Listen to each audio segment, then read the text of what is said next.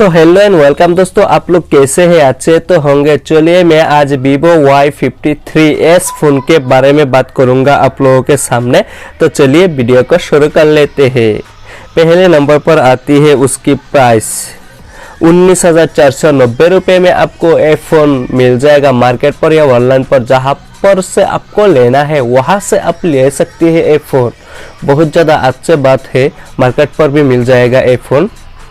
तो आपको डिसाइड करना है कहाँ से लेना है ये फ़ोन। उसके बाद बात कर लेते हैं उसकी मेमोरी और रैम की।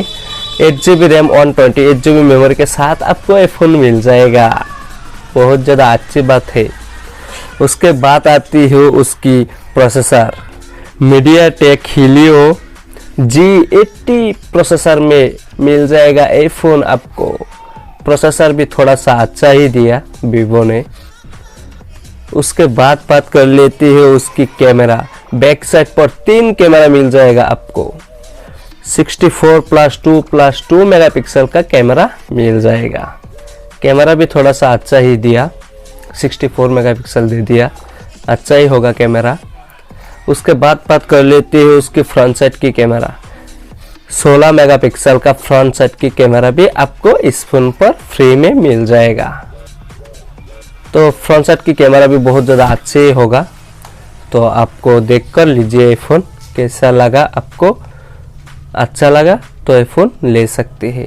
उसके बाद बात कर लेते हैं उसकी डिस्प्ले।